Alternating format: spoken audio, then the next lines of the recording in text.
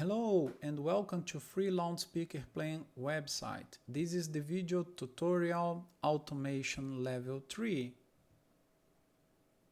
So we saw during the automation level 2 that we created a Hornresp import file .txt to be imported from the Hornresp, and we were using a macro to do that.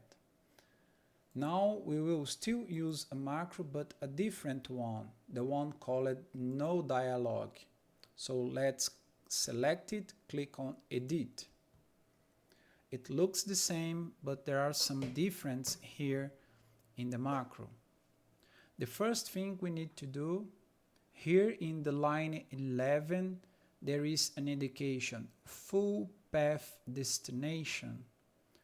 So here you need to copy and paste the folder with the full path indication where you want to save your txt files. So for instance, I'm saving my files for Hornresp to import in this folder. So I will copy this destination and I will paste here the destination. And that's it. The only thing I need to do now is click on the execute macro. And here we go, exporting file saved. If we open here, you will see a different name, taped horn ss1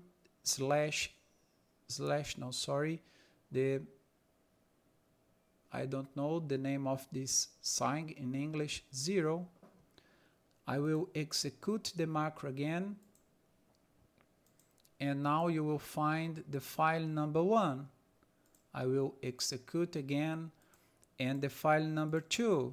So as you can see, anytime I click on execute the macro, it will generate a new export file for you. And that dialog screen that you need to select where to save are not needed anymore. Whenever you click, the file will be saved in the folder you asked for.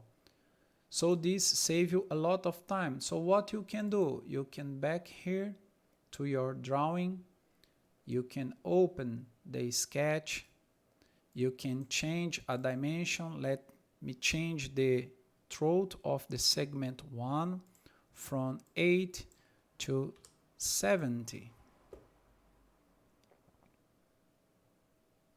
Now everything will change, not only the S1, but once all the other areas are defined by the throat and the flare, so everything was changed.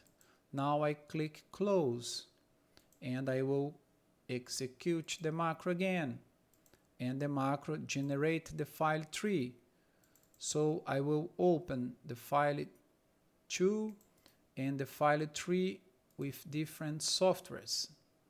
I will put here side by side for you to check. As you can see, the S1 are different. The S2 are different too, because I changed the throat size. So this is very nice feature. This was requested and suggested by Pelange, and I like it a lot. And I think this is one of the best automations level. Whenever you want a new file to simulate, just click and the file is saved. The file 4, file 5. So let me tile my screen.